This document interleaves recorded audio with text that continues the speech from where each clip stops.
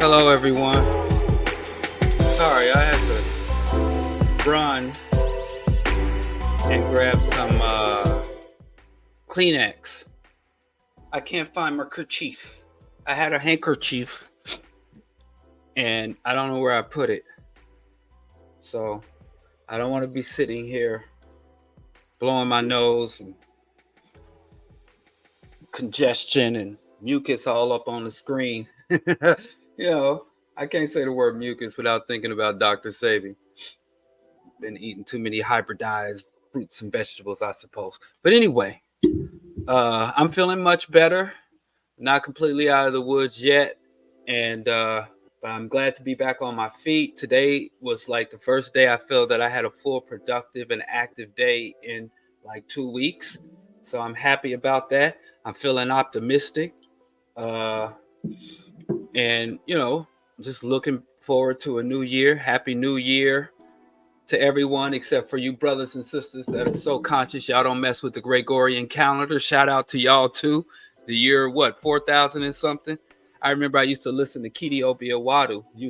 I listened to Kidi Obiawadu, and he used to in the LIB radio days, and he was going off of the Kemetic calendar. So it's like the year 4,000, because remember, white folks reset everything year zero, which has been done a few times. A few Eastern revolutionary and even communist uprisings and anarcho rebellions, like year zero, reset that shit.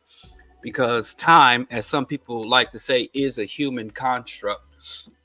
So, a lot of times I think we do limit ourselves in terms of what we can and can't create and what we can and can't do. We act like a lot of things that are written in, that are established, concrete.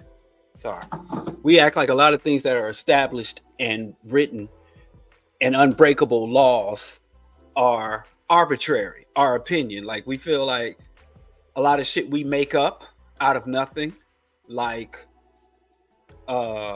gender roles and fiat currency, is written in stone, and we have to live and die by that. And then things such as verifiable truths and facts and thermodynamics and evolution and the ongoing expansion of the universe, the shit that is real, we act like it's a matter of opinion. So we real turned upside down. But then again, Amos Wilson did inform us that a few small number of brutal and manic white folks wouldn't be able to dominate the planet if the world was not indeed literally upside down and turned on its head. And that's what we're going to talk about a little bit today. I've been kind of, besides being under the weather, recovering from this ailment, this seasonal flu thing that's hitting everybody. Man, I was talking to a young brother I work with, and he was just telling me he just had COVID, and it took him down. Unfortunately, I haven't had COVID. I ain't never had no COVID, because of all the thoughts and prayers. I have yet to contract that, but let me not talk on that.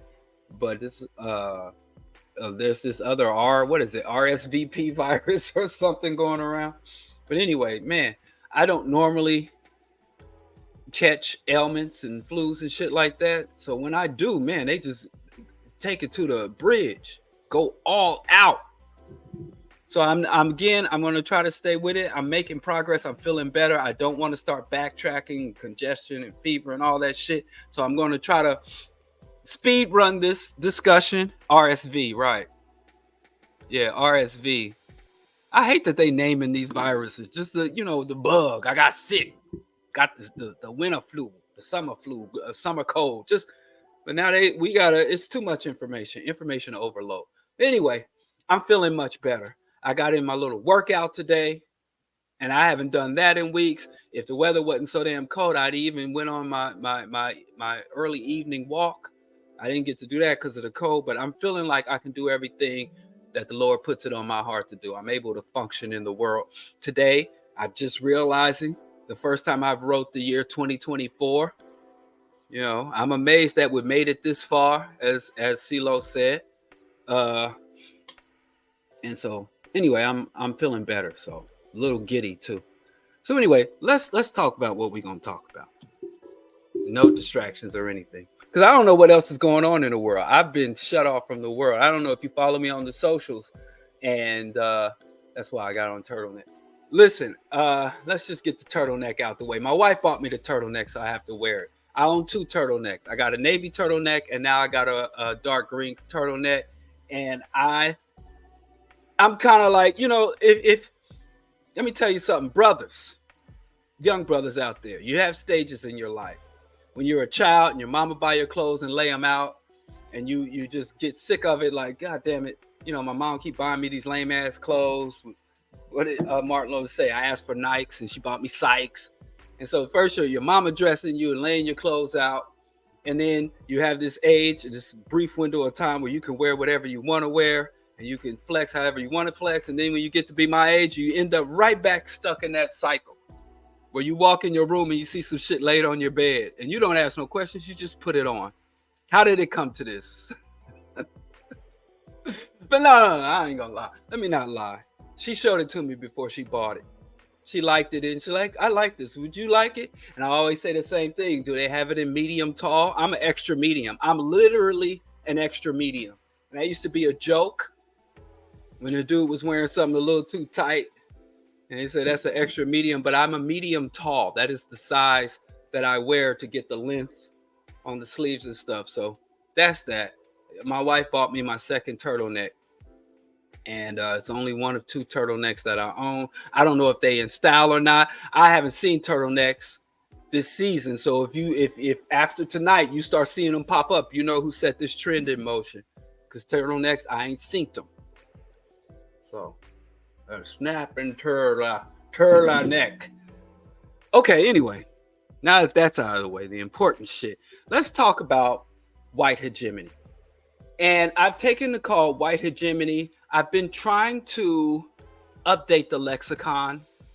When I first came to consciousness and first got active in the early 90s, everybody was saying white supremacy, white supremacy. The ISIS papers was part of the Black Books movement canon of the early 90s. The book that was popular in like the 80s that kind of fell out of favor and then reemerged sometime in the late 90s, the code system concept, Neely Fuller, where the concept of Black people just being able to identify that there is this thing called global white supremacy. And to the point where even white people, white liberals, white progressives started calling out white supremacy. And like, oh, we need to stop white supremacy. And I never liked the concept of white supremacy, because especially when white people would talk about it, I'd go to conferences, I'd go to these lectures, I'd read these books written by white folks, and they'd even be talking about white supremacy and when they denounce it. And the context of that was white people are supreme, but it's unfair and not necessarily appropriate for them to exercise their supremacy. Right? So even though nobody said it, the context was that I took away from that is what we're really asking white people to do is not to stop with their crimes, but to basically nerf themselves. If you're in the video game era, they talk about nerfing. You have, and it's another concept called OP, overpowered. So if you're on the online gaming and somebody says, well, this character is OP and they should nerf it, which means this character is overpowered, and they should deliberately limit the power of this character so that the other characters who don't have that much power can have a chance to enjoy the game, to advance in the game, to level up in the game. So this very concept of white people being supreme and us asking them to cease their supremacy is basically white folks. Many whites were taken, and then you have some people, Dave Chappelle's friends, the racial realists, the intellectual dark web, are saying we are indeed supreme. It is inborn, it is natural, and it is not only harmful to our race for us to not fully engage our supremacy and fully impose our supremacy, it's going to harm the lesser people. So all this dialogue around supremacy always rubbed me the wrong way. And it wasn't because it just hurt my feelings. Because believe you me, if someone was supreme, I would have no problem acknowledging that. I would have absolutely no problem acknowledging that someone is supreme, good or bad, better or worse. But when you look at history, when you look at the details, when you look behind the curtain of the wizard and say, well, what are these people actually better in? Because if you go to the earliest stages of white supremacy, if you look at the earliest manifestation, the earliest rhetoric, the earliest philosophies of white supremacy, they would say things such as, our supremacy is rooted in the fact that we are Adam and Eve. We are the first and oldest people. We are the originators of civilization. We brought humanity language. We brought humanity high art. We are the mothers and fathers of philosophy. So they had all of this rhetoric, which their victims were enslaved, colonized, and brutalized. They burned down Neil deGrasse Tyson says something that kind of shook me to the core. It's something I've always was aware of, but never heard articulated. Well, I've heard it articulated too, but just not something that's just at the forefront of my thought, where he was saying like 95% of our history, of our documentation has been obliterated. We all know about Sankara, Timbuktu. We know about, and y'all fighting with Arabs to this day over the legacy of Egypt, the Indus Kush valleys, the various cataracts that our ancestors established, that tens of thousands of years of research, architecture, literature, and scrolls, and languages and cultures have been obliterated from unrelenting and contemporary Islamic, Arab, European Christian, and now even East Asian, Hindu, and Confucian, China onslaught and incursions into the African continent and into the African consciousness. Y'all ever have a parent say, I didn't already forgot what you trying to know? Like, my knowledge, my wisdom, my understanding is so far beyond what you're just trying to catch up to what I left behind. I've already forgotten all that you know. That's literally the condition of African people. But I digress.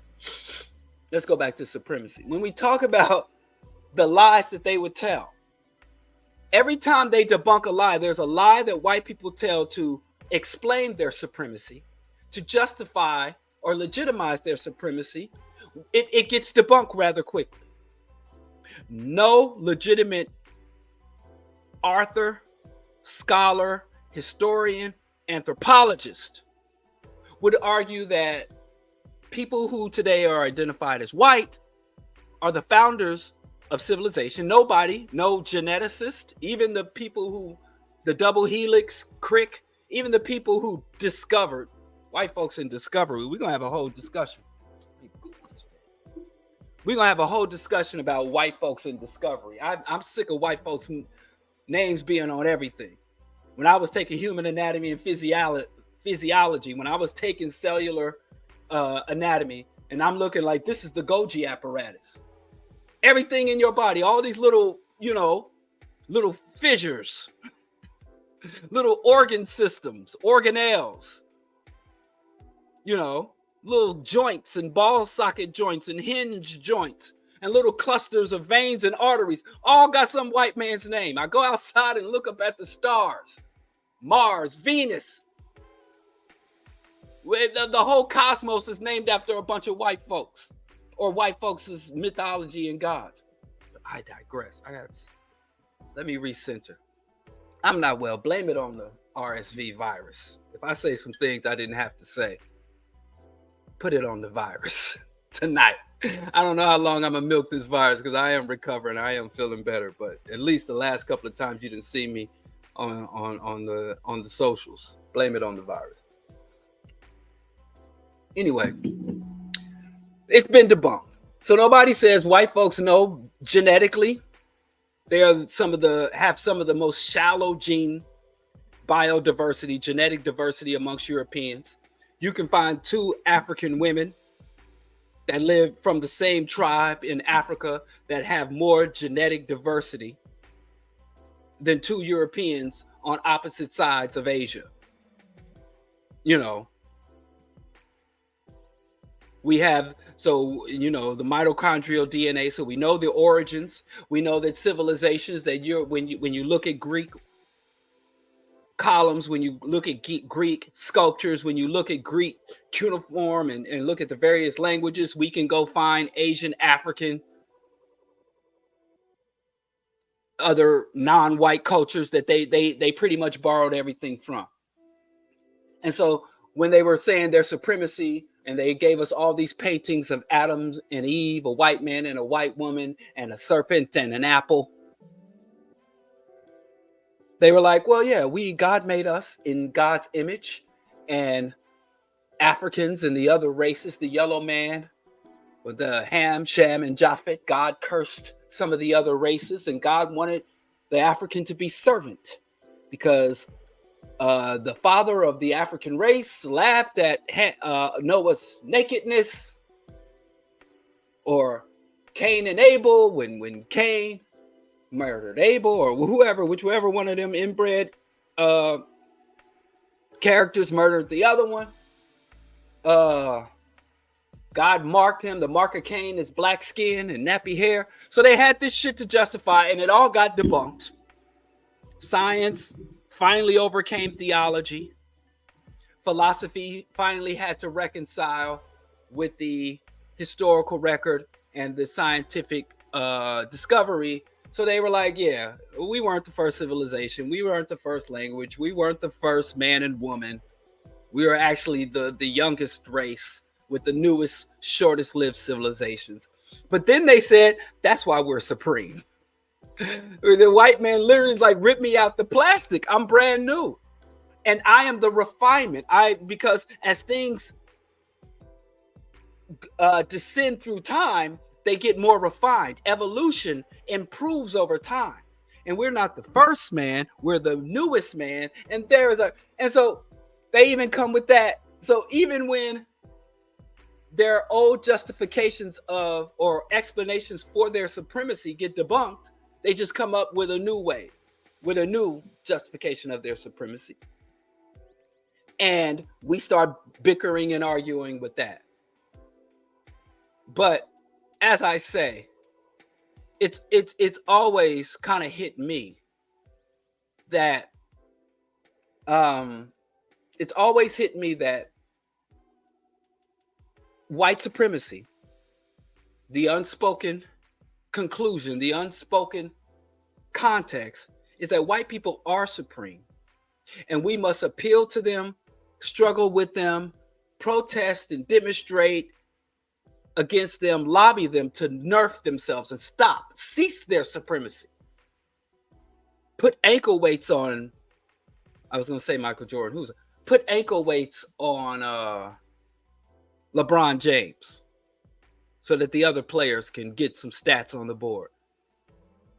You know, force Steph Curry to wear an eye patch so that he can't see out and then mess up his depth perception so other people can hit them threes. Nerf themselves. And that's what, again, white people argue. When they talk about, well, these set-asides, this diversity and inclusion, you just basically forcing us to let less intelligent, less worthy, less capable positions up here next to white boys.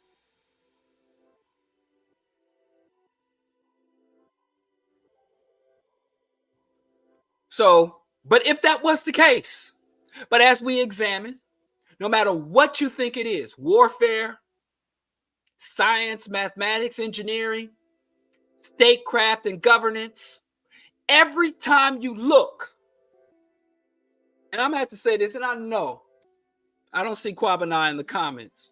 I'm going to drop an N-bomb because y'all play around. Everywhere you look in white folks' success and supremacy, you find hidden figures. Hidden Figures. And I never saw the movie Hidden Figures. I'm well aware of the history. I'm well aware of the players, but I never watched that movie because you hide some black people in the basement. And when you come to tell their story, you call them figures. It was hidden black people, hidden black women, hidden, I'm going to say it, hidden niggas. They hit the niggas. When we look at the gay military conquest of the West, when we look at the conquest of Africa, you find black troops fighting at the head of colonial armies. When we look at the Civil War, the Revolutionary War, you find colonial troops, black people, fighting their wars for them. When we look at their scientific breakthroughs, you find some black person fucking around with a peanut, fucking around with a tungsten filament, fucking around with a lubrication system that some brilliant white man came and said, step back, and stole that shit, put his name on it, got the patent, got the trademark, got the copyright. Even to this day, I want to listen to some black music and it's going to some random white dude somewhere, ain't going to no black folks. So even in their supremacy, we find that it was built on the backs. And y'all say we built this. Y'all mimic the Obamas talking about what we built, what African people, we built this. We built this shit as if that's something to brag about. But we did more than just build this shit picking cotton. And then African women's bodies being the fertile soil, tortured, brutalized African bodies being the roots of modern medicine, modern medical experimentation and discovery, gynecology on enslaved African women. So when I look at that, I'm like, well, damn, they are supreme, but we got to be specific. Now, it's obvious they're not the supreme athletes. They're not the supreme musician. But then they were like, well, finance. Are they supreme finance? How many times have they collapsed the global economy? How many times has every multinational corporation not only been bailed out by the government, not only been bailed out, but what we overlook, because we always talk about government bailouts, but when there is no quote unquote crisis, when there is no quote unquote collapse, they're sustained by the government. Bailout is one thing. You're running by yourself, you fall in the hole and somebody pulls you out. But these corporations aren't just pulled out of the hole. They're carried on the shoulders of government. Name an industry that could survive without government contracts and subsidies. Name one. Government contracts, infrastructure, and subsidies. You name one. The only one you can really name is the illicit drug trade and maybe the sex trade. Only two major industries that can survive without constant government inputs. So are they scions of business? And again, I guess I'm restating some of this just to get into my thing. So what they are superior are aggression, hyper-aggression, subversion, supreme propaganda. So even the things that they're supreme in, even the things, and the problem is when we try to match or surpass their supremacy, we get corrupted. So even when we defeat them, we lose.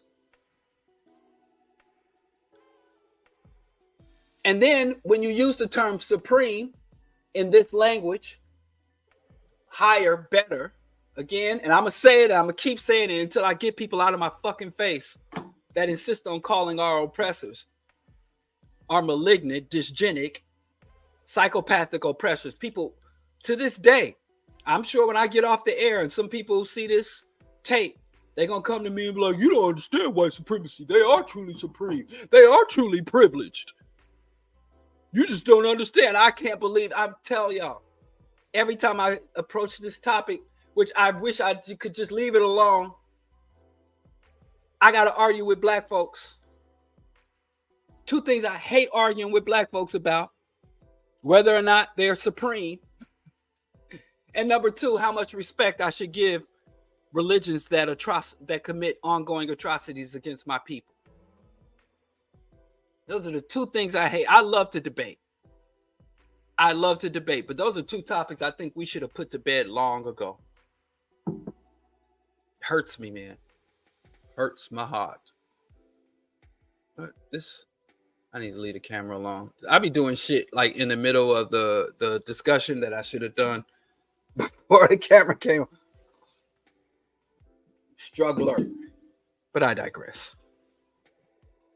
So I think it's appropriate to say domination. We understand that cancer is not a supreme. Cancer cells, malignant cells, mutated malignant cancer cells are not supreme, even though they have the capacity to overwhelm a healthy system and to kill healthy cells and replace and displace healthy cells. When cancer colonizes your body, they don't say, well, you're in a supreme state or the cancer is supreme.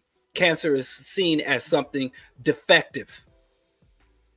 The fact that the cancer cells can no longer function in harmony with the other cellular systems and organ systems. The fact is that cancer, if you have a lung cell, that cell will metastasize and end up in your kidney and your brain. Or you have a melanoma on your skin, and that melanoma on your skin can go to your reproductive organs. The fact that cancer has the ability to colonize the body and disrupt and overtake and dominate and eventually kill the very body, we do not see that as a supreme state.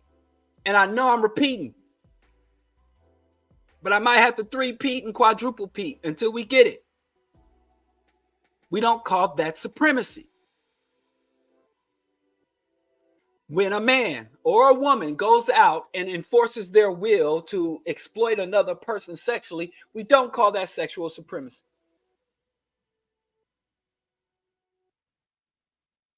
When somebody is able to go out and take somebody else's shit by force, we don't call that property supremacy. Outside of white supremacy, white political, economic, military domination of the world, generally when we call something supreme, y'all out here paying overpriced sweatshirts and buying bricks and money guns with supreme on it. I don't care if it's a supreme pizza or a supreme athlete. Generally, it has a context of something that isn't better than the norm. Better. And if it has the capacity to destroy, to disrupt, to overtake, but that has ultimately negative or harmful outcome, we don't use supreme. So I'm saying all that to say, and then waste a half an hour to tell y'all what I done already told y'all. Stop saying white supremacist. If a white person is asserting that their lack of melanin, that their phenotype is delusional and to think that they are better and more worthy of other human beings, if they have that hyper level of aggression or insecurity, don't call them supremacists. Call them white aggressors. Say a white aggressor. He's a white aggressor. I mean, you could say aggressor. Domination. Domination. They dominate. There's no question about that. But an invasive species can go into an ecosystem and dominate that ecosystem. We don't call that species supremacy. They don't talk about the constrictors that are driving birds and other reptiles throughout Florida extinct. The rats that went into some of the Galapagos Islands and some of those beautiful flightless birds that were and had their nest invaded by rats that came over on merchant ships. We don't call them territorial or eco supremacists. But let me leave it alone. I just have to beat this, and I'm sorry that I'm putting this on my listeners. You know, When it first hit me, like, man, I ain't saying white supremacy no more, and I'm gonna go tell the hood we gonna not gonna call them supremacists. I was genuinely taken aback by how many people got mad at me. How dare you? You can't tell me I can't call the white man supreme. You're not gonna stop me from calling this omnicidal system the supreme system. And if they were truly supreme, what would be the point of fighting them? Why would you fight supremacy?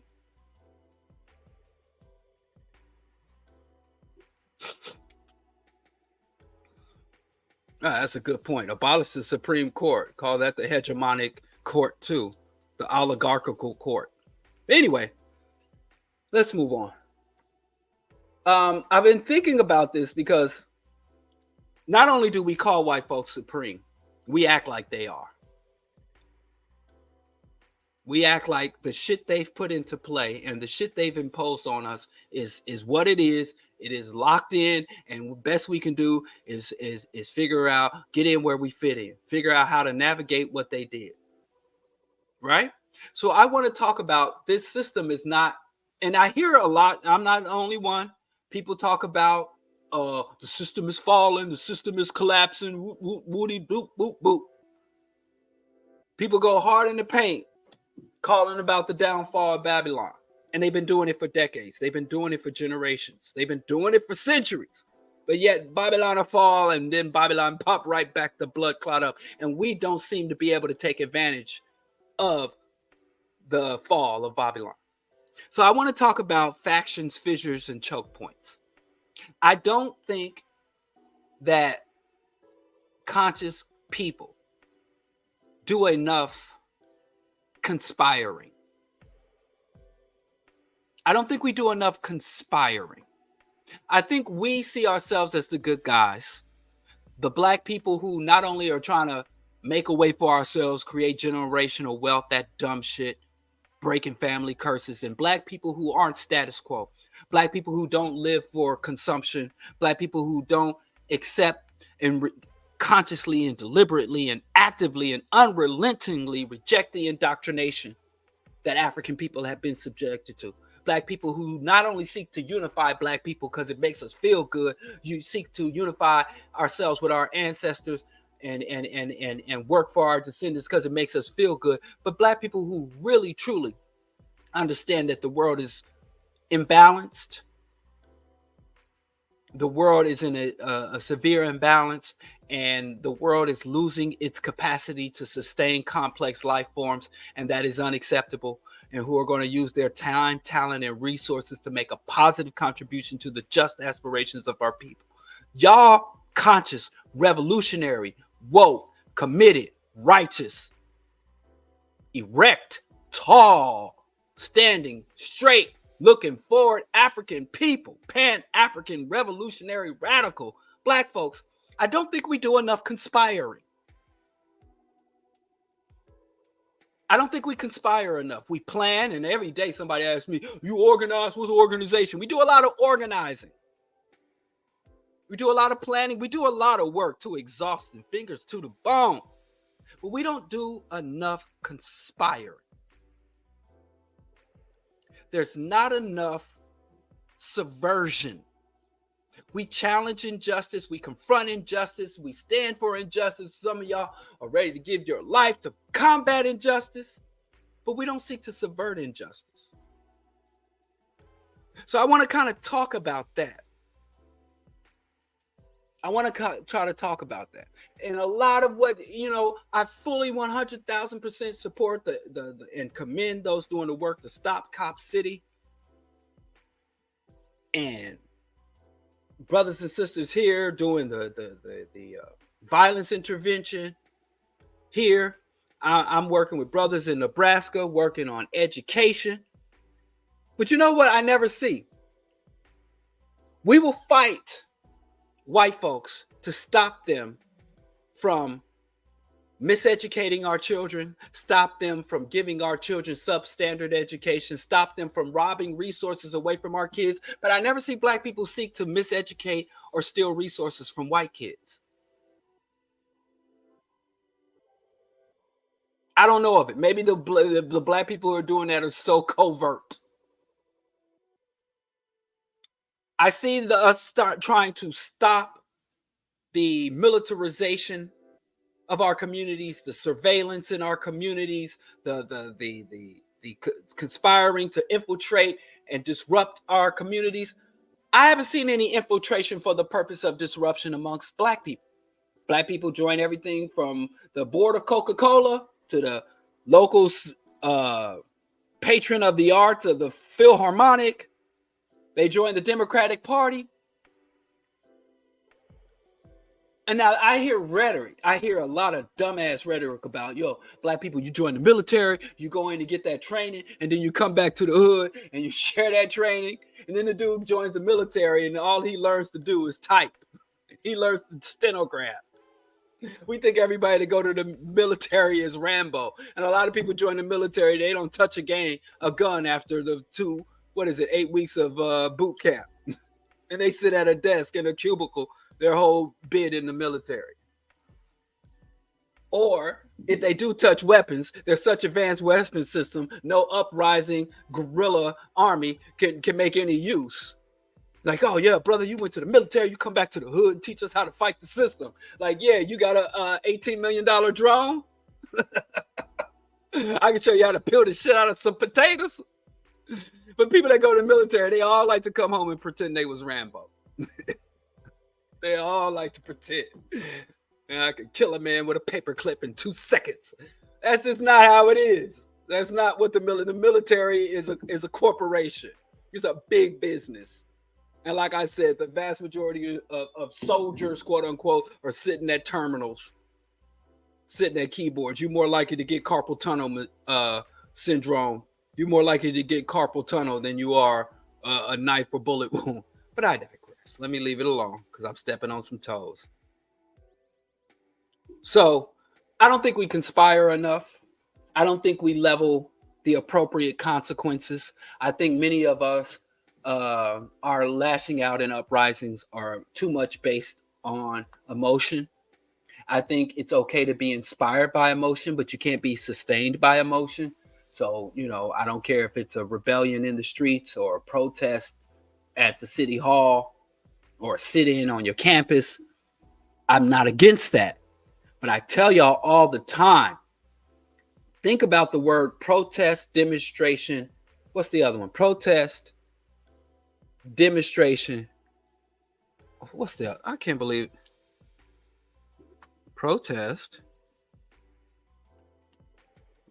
demonstration.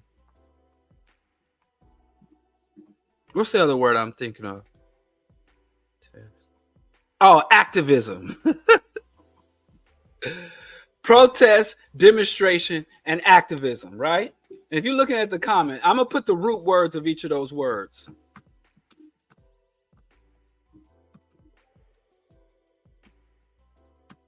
When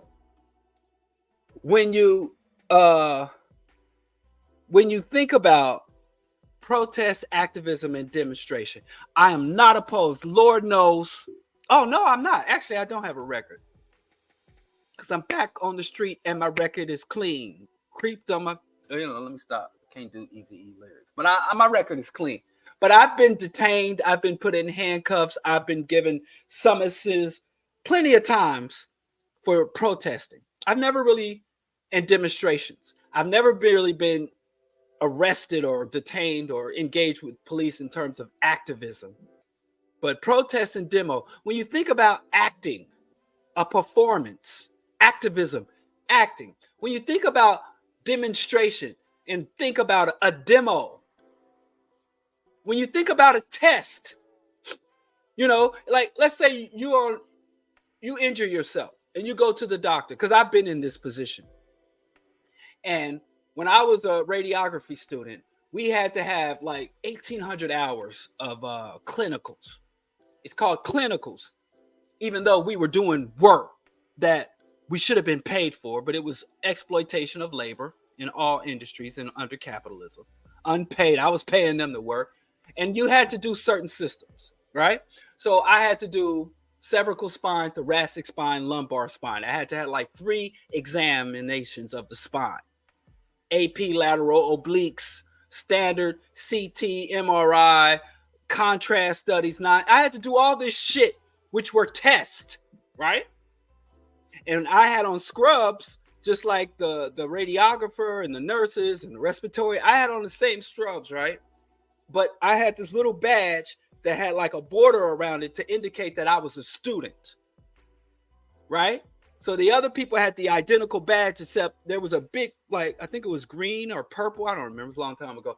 But they had this thing on there to indicate so that when I walked into an exam room, when I walked in there, even when I had to put on my lead shield, I had to put that thing on the outside because I had to always be identified as someone who was training. And I would walk into that exam room and it would be a test. And the one thing the clinical instructor would try to inform me of is say, hey, don't let the patient know that you're being tested.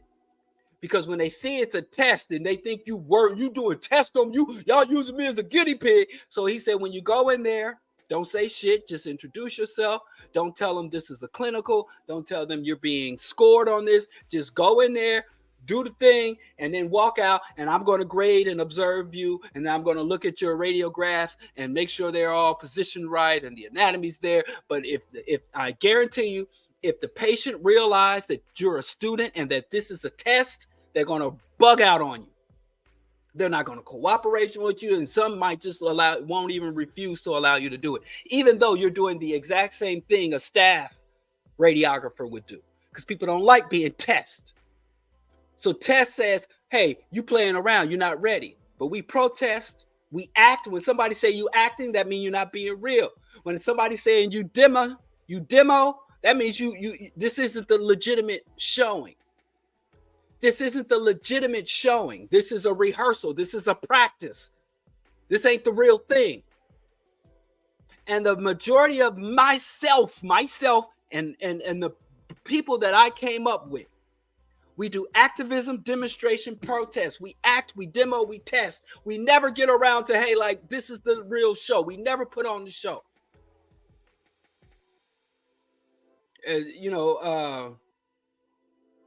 What's his name? Claude Anderson used to talk about win, place, and show. How black people, we just like to show when you have a competition, win, place, and show. Or he would say that we play to play, we don't play to win. So African people will be like, Nike did some racist shit. The NFL did some racist shit. We're going to boycott them. We're going to not wear them. We're going to protest outside. We're going to send some people in and make them sit down and hire. We're going to force the NFL to hire Jay-Z, hire more women, hire more minorities. But when we do some shit they don't like, Black Panther Party, socialist government, Burkina Faso, socialist communist government is in Ghana, Caribbean Federation, Jamaica, Trinidad, Tobago. When they do Caribbean Federation, when we do some shit they don't like,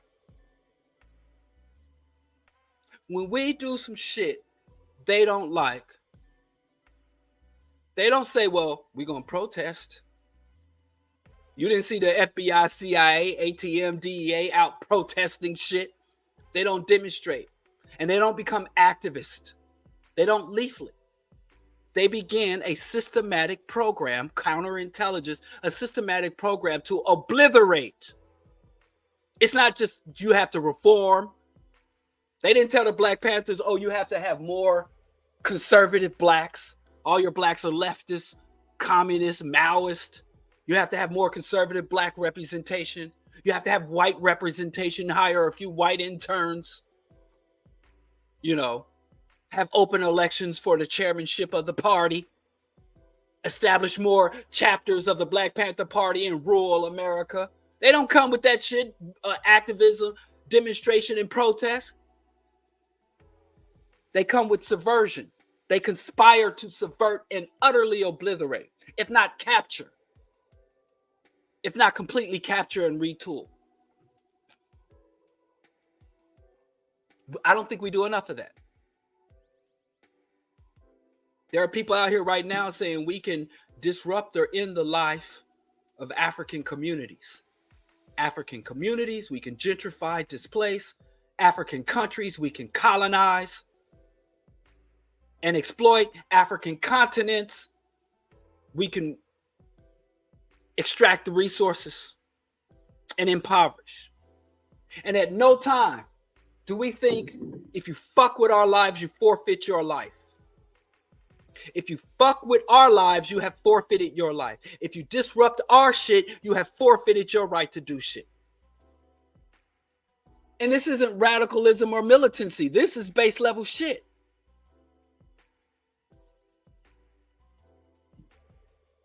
But anyway, and the reason we don't do it, now I know there are some black people. We do have what's his name? The late great Professor William Mackey said the crazy nigga syndrome. And again, when he said crazy niggas, he was saying that to describe what they called black people, because there were some black people that say, hey, you fuck with my life, you forfeit your own. You want to come burn my shit, burn a cross on my yard, I'm gonna burn your house down too. Bring some to get some. There were black people who lived and demonstrated this, but this has never been a collective, organized, sustained effort on our part. Has never been. And not that we don't have the capacity. I've seen sustained violent conflicts in my own community. There's cats my age that have been beefing since I was in middle school. And if them two cats were in the same room, I'd duck and run for cover. Because it's about to be something. It's on site. Whether it's tribal warfare, gang warfare. You know, we got a lot. When it comes to us, so you can't tell me black people, we can't do sustained conflict. So anyway, before we could even do that, we would have to start looking at them in a different way. I heard all my life divide and conquer.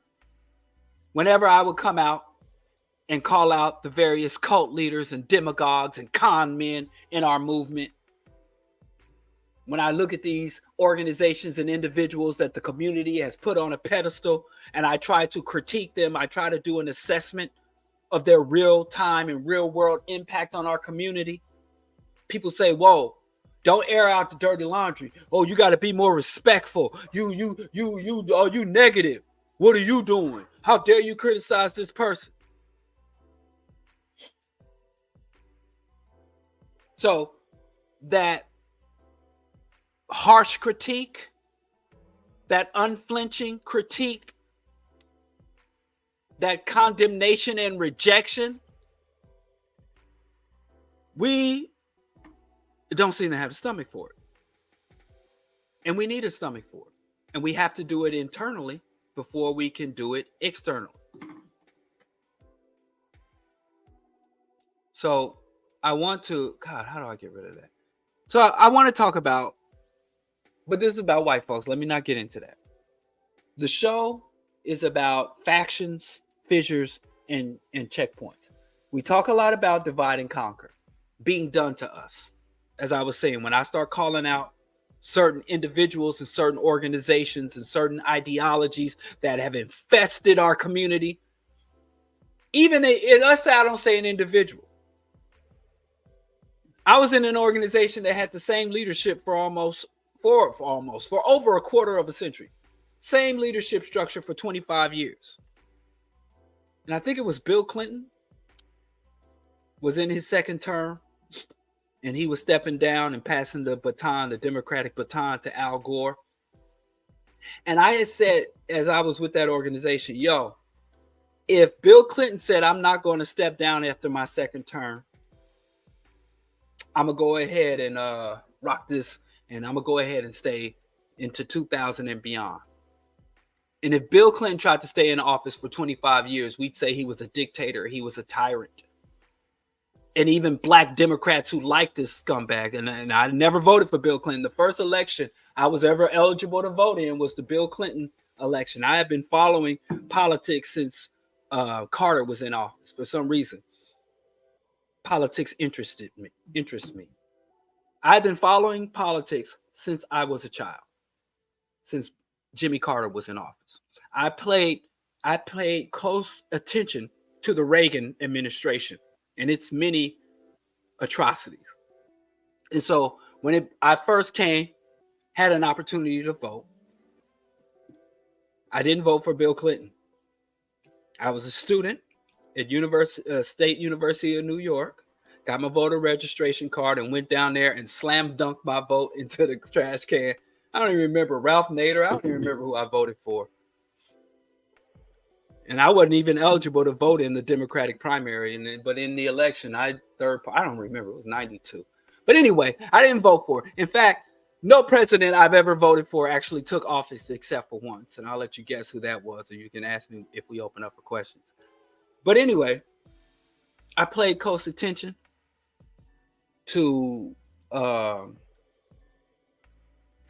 politics, and I said when I was with this group, we was in the streets, we was grinding and working, and I'm like, so and so. Okay, what do you want? You want a cookie? You want a cookie? Okay, you got me.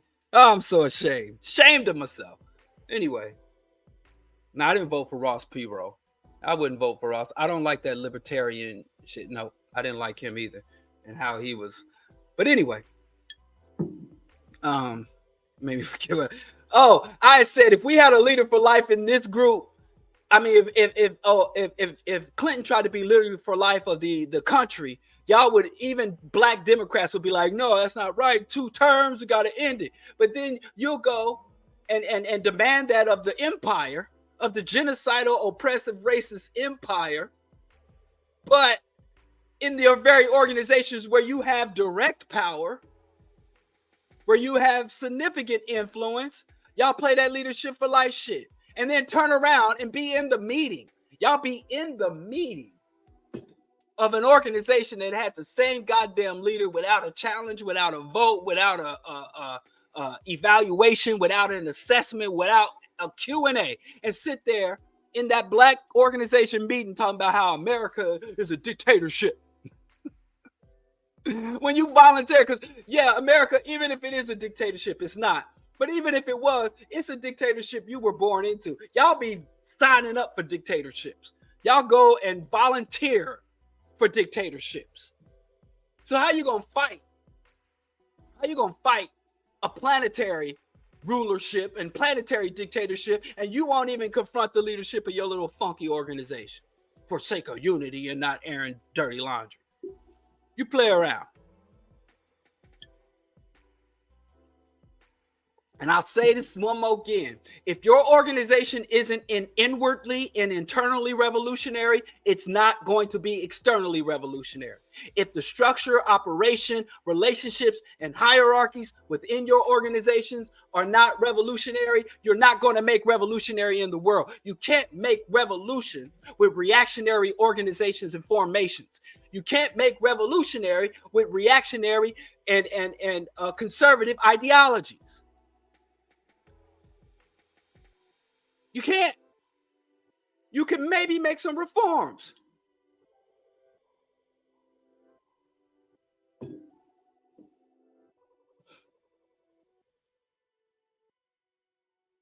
So anyway, let me get back to the topic. Assuming that your organization is internally revolutionary. When we look at white folks, when we look at the systems and institutions of white hegemony, global capitalism, global militarism, we should be looking. First of all, we need to have accurate assessments. I'm so tired. I just got into a thumping heads with somebody that told me the Democratic Party was fascist and the Republicans are fascist. I've had to go back and forth with people to say there's no difference between Democrats or Republicans, or people would come to me and say, well, even if there is some difference between Democrats and Republicans, the difference is nominal or irrelevant. Or people will come to say to me, the Democrats are as bad as the Republicans. They just secret fascist. And I don't understand the concept of a secret fascist. But I ain't going to get into that. I'm not going to rehash. And what I always think when I have these exchanges, could you imagine, just a fucking imagine, if our enemies, if our oppressors, because Lord knows, if you got to go read some of their documents, their FOIA requests, go read some fucking whistleblowers. And how when white folks look at us, they don't be like, oh, a Negro is a Negro is a Negro. A colored man is a colored man. Is an African is an African is an African. They all the same. The Zulu ain't nothing but a ain't no difference between the Yoruba, the black, the northern Nigeria and southern Nigeria, the Akan and Yoruba. Oh, it ain't nothing. You look at the Horn of Africa, a Somali looks like an Ethiopian, looks like an Eritrean. They all look the same to me.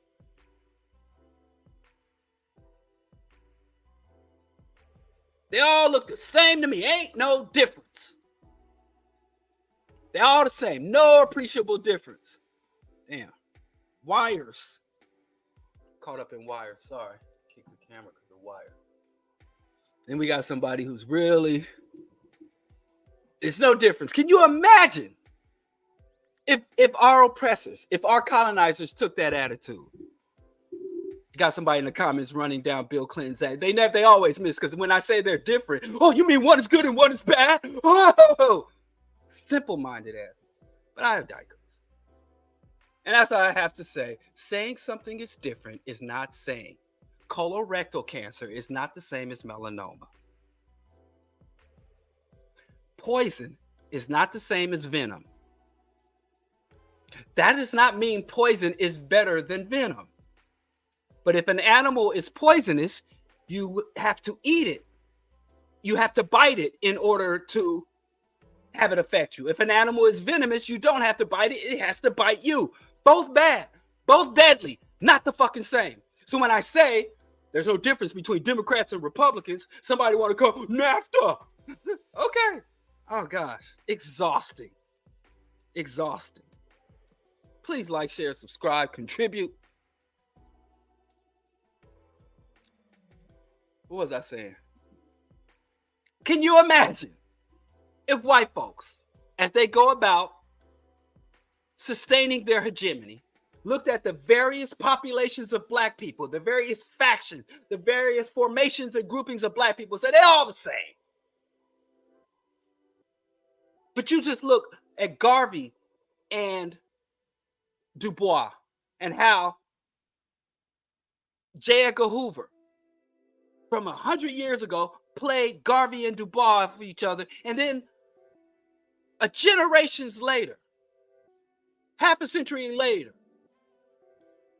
playing the US organization off the Black Panthers. It ain't even got to be two different groups. You look inside the NOI and the files they had on Elijah Muhammad and the other players and Malcolm X and they even understand the fractures and the divergence within the same fucking group. They look at the northern Negro and the southern Negro, the rural Negro and the city Negro, the educated Negro and the unschooled Negro, the affluent Negro and the inner city slum dwelling project Negro. The migrant colored, the migrant Negro, and the citizen Negro. They study and dissect all these differences and understand them. Even if we all stand up in unison and black people say, we want freedom, we want peace. They even like, yo, when this particular faction of black people say they want freedom, or when this faction of black people say the white man is the devil, versus this faction of black people that say the white man, what are the unique, specific differences? But we look at the people with power, oh, they all the same. It ain't worthy to dissect. It's not worthy to understand the intricate differences, the various factions. They all just elites. They all just elites. Oh, the billionaires, the billionaire class who rule us. And that's how they can fight 2 world wars, multiple civil wars. That's how we can sit back and watch white folks bust into their own capital Patriotic white people bust into their own capital and spread feces all over the wall. And we have not thought in any way, damn, they're going at each other's throats. And all we can do whenever they bump heads is pick a side amongst them. We never just establish our own side or advance and establish our own agenda. We always picking a side. You with Trump, you with the Democrats or the Republicans, or you just going to wash out. I don't vote at all. There ain't no difference.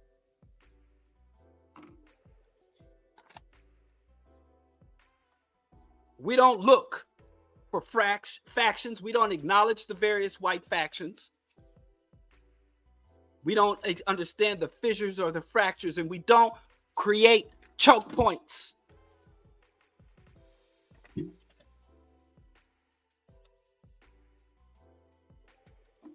You have black people say, I'm not right or left. They ain't got nothing to do with me. I hate the liberals and the conservatives. It ain't no difference. Neoconservative, neoliberal, fascist. Everybody's a fascist I don't like.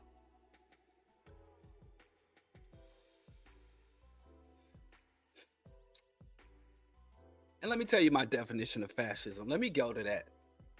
Fascism, if I was given, because I was trying to go off of the formal political science. I am a student of political science. That's where I got my formal education in. So I do have a functional working definition of fascism. And fascism is defined by its characteristics. But if I am going to go off of a functional definition just to understand, fascism is capitalism's immune system. Fascism is capitalism's immune system, meaning that fascist policies, fascist formations are allowed to emerge in a society and flourish in a society when the ravages and ultimate outcomes of capitalism have pushed the population, the working class, to the brink of rebellion.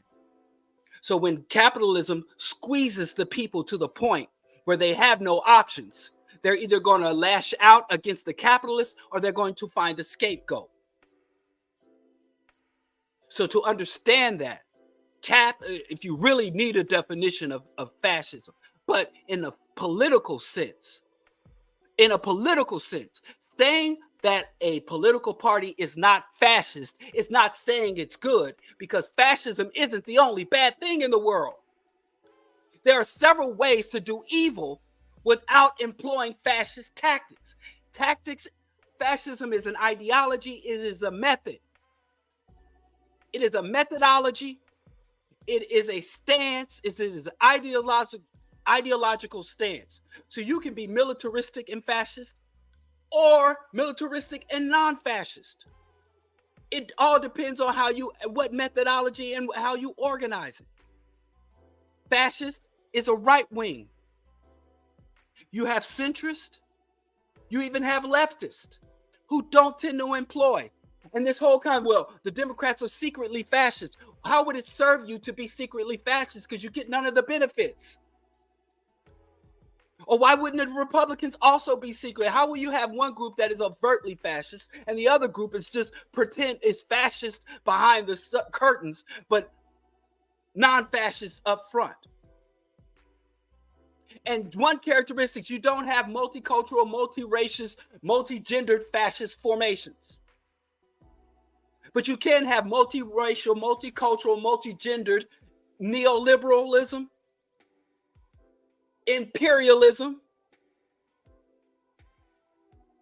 One of the biggest issues with Hitler, if Hitler had spent less time persecuting the Jews, even though he was an anti-Semite, so was the British, so were the French, so were the Spanish and Portuguese. They had all had pogroms. They had all spent the last 2,000 years persecuting the Jews.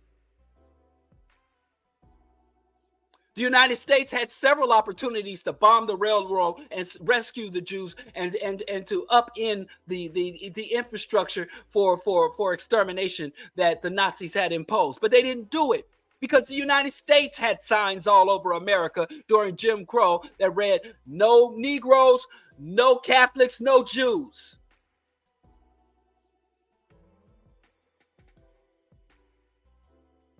Fascism, anti-Semitism was not unique to Nazi Germany. It was also there during Weimar Germany. But fascism is a very particular method. And when you see, and the reason you have to understand that is because the formation, organizing, and approaches to countering and challenging fascism is different than challenging corporatism and the corporate autocracy that governs the Democratic Party to a neoliberal or liberal party. There are different techniques that you have to structure from every oppositional thing. And that's what our enemies understand. They understand and say, hey, they would never say, ain't no difference between the Nation of Islam, Black Panther parties, or the Crips and Bloods. They're all a bunch of colored folks. They all the same. We look at our oppressors and they study us. I had a cousin who was in banking and investment. This sister's brilliant. Sister's brilliant. Never made anything less than an A+ from kindergarten to graduate school. Could have been anything she wanted to be in the world. And of course, through her formal education, formal indoctrination, she was like, well, because I'm so smart and capable, what else do? I go into the money, follow the money and get that bag. And when she was in that, she's like, this is soulless. I don't feel like I'm really using my intellect. I'm wasting my intellect, crunching numbers and counting beans and pulling down checks. I want to do something to use my intellect and my abilities to contribute to humanity, not just to enrich myself and my clients. So she went to NYU and applied to their School of Anthropology. She was going to get a doctorate. And so when she started doing her peer review, developing her theses and all that, they found out that she was turning a critical eye to white people that she'd worked for. Wealthy, affluent white people. And this is in the 80s, right? This is National Geographic when, if you're an anthropologist, you were going to the Galapagos Islands. You were going into primitive societies, the Amazonians. You're going into the Amazon forest. You're going to the African savannah. You're going to look at the Twa people. If you want to look at white folks, you go to Central or Eastern Europe and look at some of the old agricultural towns there. You go up to look at the Inuits. You didn't go to fucking Wall Street with anthropological analysis. You didn't look at modern civilized society with a critical academic lens to say, hey, look at this savage society. Look at this wealthy society that allows for so much poverty. Look at these packed cities that have high rates of isolation. What the fuck is wrong with modern society, modern capitalism? What's wrong with white folks? That was her study. And when her professor started seeing this, they were like, oh, And the same professors that were giving her A's and giving her praise, so she couldn't pass it. She left school. Can't study white folks. Can't study. They got Moynihan studying the black family, white men looking at black women's family, looking at how we have sex, how we get together, and how we break up. But anyway, I think it is time we start to turn our critical eye and just the anti-intellectualism. So I think it's not enough. We have to really look at these various factions. The white right wing, what drives, what motivates, what sustains the white right. There is a white left, a pretty substantial white left, not really in the United States. And how did the white left come to be so weak in the United States? Can the white left be allied with, or can we put a battery in their back and give them some support and legitimacy to go bang on the right? Can we divide and conquer them? Because it seems like the only people that can be divided and conquer is us. Like I said, we watched them fight 2 world wars. We watched them beating the shit out of each other everywhere. It's espionage. MI6, Mossad, FBI, CIA, all fucking going at each other, white on white. And all we do is sit back or pick a side. That's the only solution you can do. Democrats and Republicans banging. I'm a Democrat. I'm voting for Trump. I ain't voting at all. Sit back or pick a side. None of those are powerful positions. Why not establish your own position and determine the outcome that works best for you and work and conspire and coordinate to bring that about? So not only do African people need to understand fascism and theocratic nationalism, we have to understand how it is different than integrationist centrism, neoliberalism, how European secular government comes up against Western theocratic nationalists, and whether they are going to fight it out, whether they're going to reach a compromise, or whether theocracy is going to be reestablished and under what terms and conditions, and what will be the outcome for African people, and what is the desired outcome, and how do we go about to advance the desired outcome, what will be the undesirable outcome, and what will be our remedy and response to the undesired outcome in that conflict. Do we have an ally? Who are our most pertinent enemies? Can we demonstrate or advance the opposition that we seek to fight against if we cannot establish an ally in that conflict? I don't understand why we have so many people who are goddamn childish, throwing tantrums. I ain't voting. They ain't all the same. Throwing fucking tantrums when we dealing with power. Being emotionally invested in that bullshit. And then when I try to explain it, because I can't, my intellect, my standards will not allow me to just give y'all these easy answers. Oh, fuck the Democrats and the Republicans. They all the same. You can't say that when them the motherfuckers determining how much lead will be in the water. The fucking lead. Everybody was talking about Flint, Michigan. That was not an environmental catastrophe. That was a political catastrophe. When they overthrew the mayor and the local governance and they put in a city manager through the Republican legislature. Now, I ain't saying the Democrats are good and the Republicans are bad, but when it comes to lead in the water, good and bad of the parties ain't relevant. What actions will stop the lead? The lead in the fucking gasoline, the chlorofluorocarbons, CFCs, hole in the ozone layer. So even as we fight, even as we struggle, and let me tell you something else, because with a lot of these black people, they just take, I don't care either one. A lot of these black people, they're not on Section 8. They're not on Medicaid. They're not on food stamps. It don't matter. They have truly abandoned the truly left behind black poor. Now, I'm not currently on food stamps. If I could be, I would be. I'd go give me some food stamps right now if I could. But I was raised on Medicaid, Section 8, food stamps. I ate the free cheese while the church said believe and went to school every day like a goddamn fool. I was on all that. And I remember when certain administrations come and they want to disrupt the flow of the food stamps, they want to restrict housing vouchers. That fucking affects people. And for us to be revolutionary and say none of that matters and we can't even organize, at the same time we're fighting for this. And this is another thing they do. A lot of revolutionaries will come with this grand vision, this unattainable agenda. And then that allows you to be revolutionary without any consequence. Well, the revolution starts when we all unify. We'll never all unify. So that you get to say you're revolutionary and then put it off on everything and everybody else.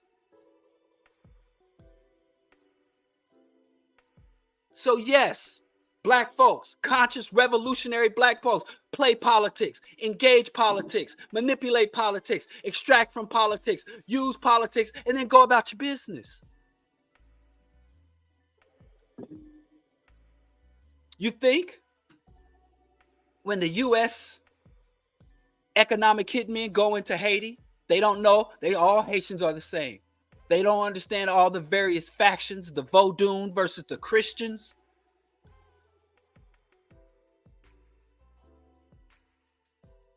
But I digress.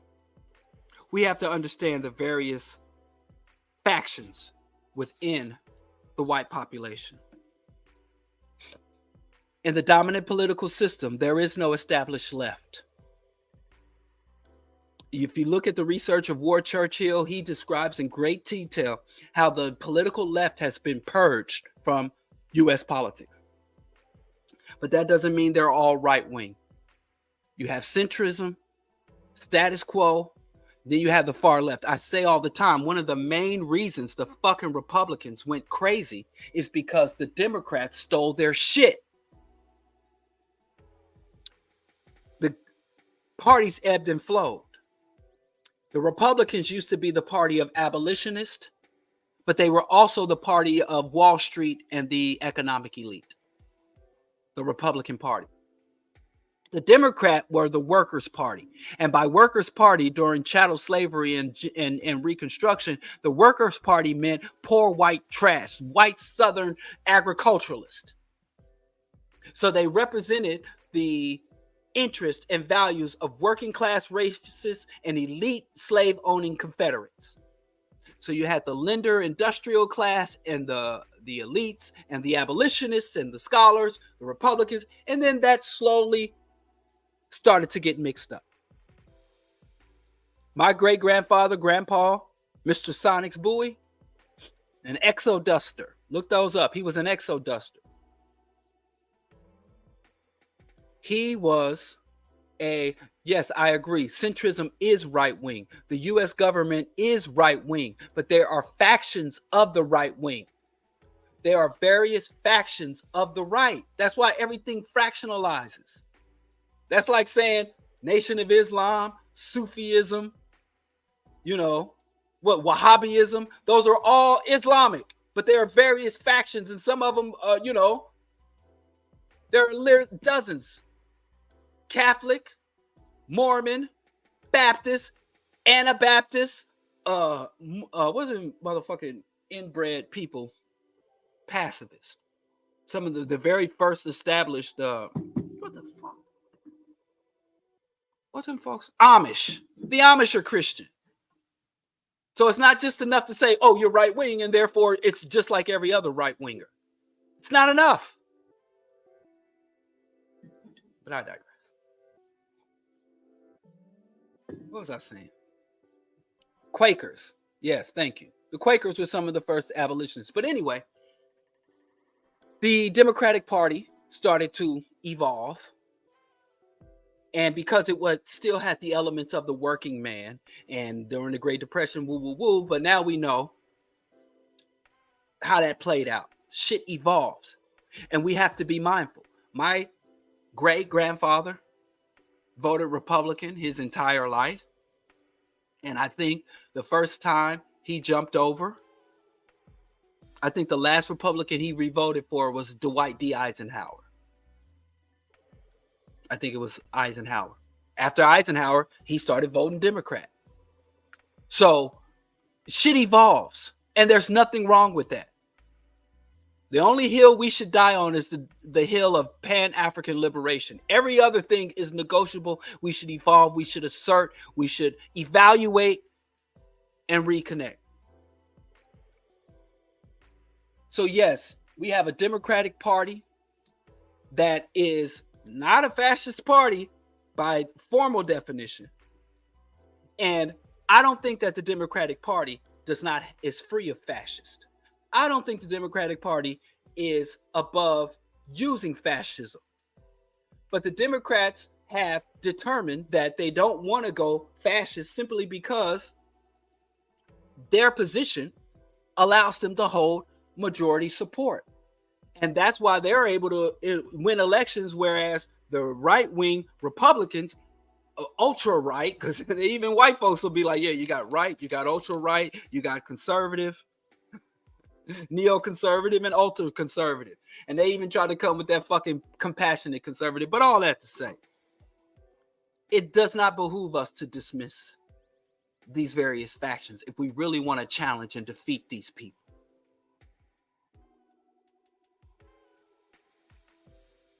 And understanding some of the more minute differences and divergence amongst Africans is what allowed so many incursions and to sustain so much neo-colonization and disruption of the African community. During the 68 riots, the National Guards and the feds came in and started paying gangs to provide protections. And a lot of the merchants hired the very people that were robbing them the day before the rebellion. The day before the rebellion, the people that were robbing them were protecting the stores for a price. And we still have the delusion that gangs are a potential revolutionary force. We have black misleaders telling us the myth that if shit hits the fan, if they decide they want to posse up and play Nazi, if they want to bring their various fantasies of war, of civil war 2.0, Tea Party, where they had the Tea Party MAGA motherfuckers want to take up arms again. They think the gangs are going to rise up and fight on our behalf, on the behalf of the community. And those guns that are now terrorizing and exploiting us will somehow become our savior. When right now, that shit's happening in Haiti, and Haiti, the Haitian gangs are not taking up arms against the fucking United Nations, who's there spreading disease and rape and hyper exploitation, abusing women and children of Haiti. The Haitian gangs didn't take up arms against the U.S. Marines, the Blue Helmet, UN troops, the relief and aid troops. They just carved out sections of the population for their exploitation. But I digress. We're getting up in time, and I do want to open up for Q&A, because I mean, there's some people talking reckless in the comments who we could deal with. We have to understand the difference. The Democrats and Republicans have many common goals, but they have different means of getting there. They both have a vision for the country and how it will operate that will sustain the elites, but their ideas about who is worthy to participate, who is worthy to hold positions within that. They are both enemies, and we have to engage them as enemies. But we also have to understand how they diverge and why they diverge, as much as we have to understand their overlaps.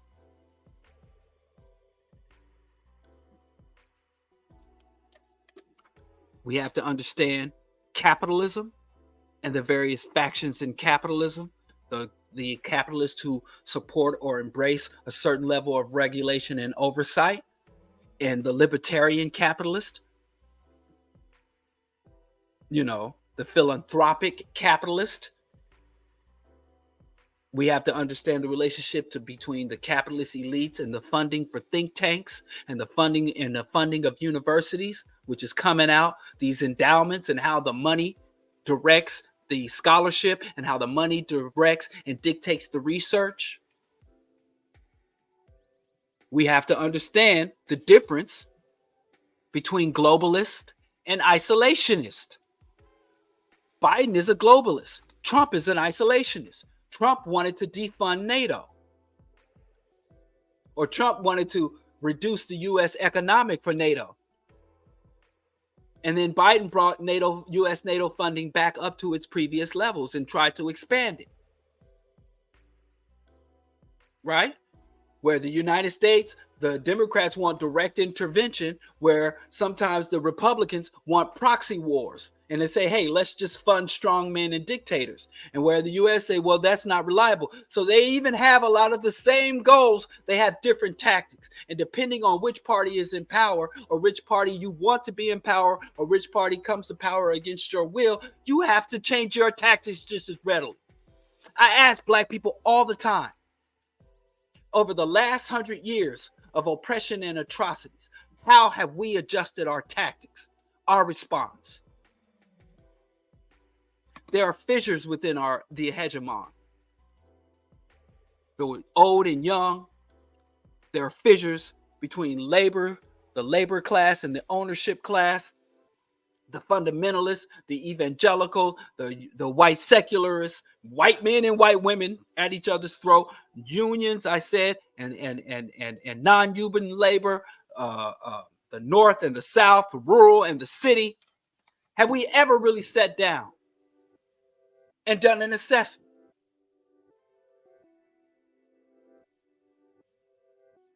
There's even a big fight amongst the elites between the old school carbon economy, the big oil, big coal, the antiquated rail infrastructure and the new tech economy, the green economy. Right now, you have big fights in rural America where they want to consolidate farms and they want to have independent farms. Trump dumped billions of dollars in the wheat belt of America, gave welfare one of the biggest. We talk about the giveaway, the bailout. Trump bailed out big agriculture when he sparked that trade war, and China was like, I'm not buying your fucking grain anymore, and keep your funky ass frozen fish too. And all these patriotic Americans flying Trump flags and talking about China and the China virus, they went home and got on them tractors and sold millions of dollars worth of wheat right to China, feeding their enemies. These people are full of shit, and we don't comprehend this. And we'll sit and look and be like, wow, white conservatives hate China. They say the China virus and regular meth head white folks are attacking Asian people in the streets. They're bum rushing Filipinos because they don't like Chinese, because they're too stupid. Just like during the war on terror, they were running up on East Indians, Hindus, and Sikhs thinking they were Muslim.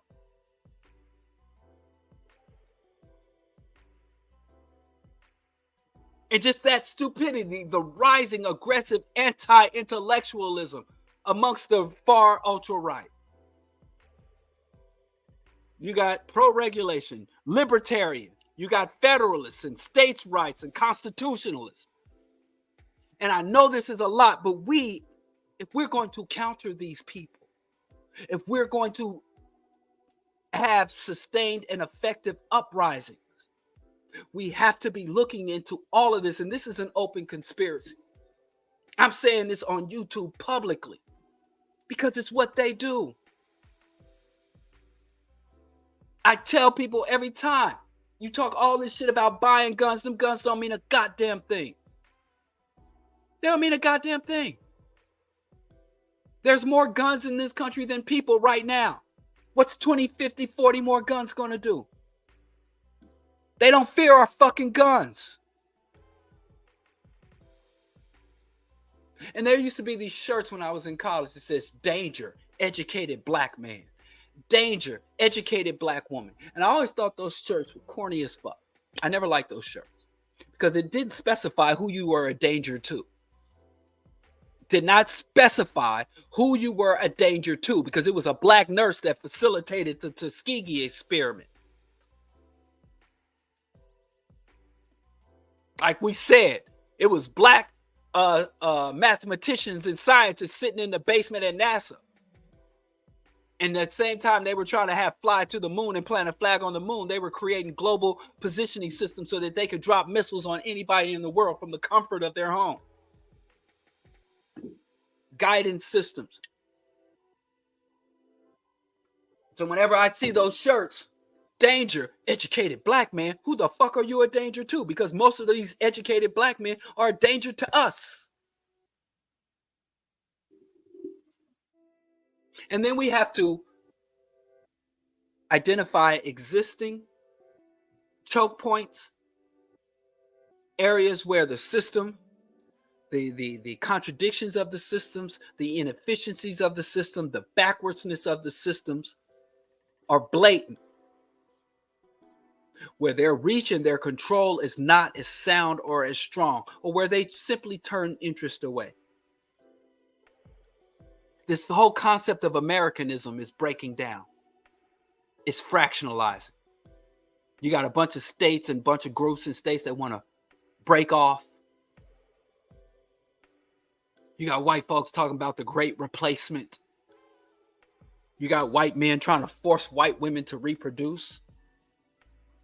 Tell me an organized, truly revolutionary people couldn't identify these choke points and see it as an opportunity.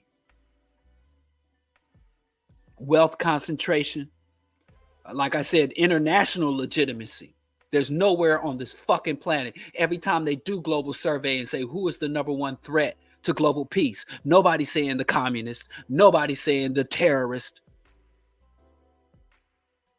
nobody's saying the Chinese, the Asian tiger economy.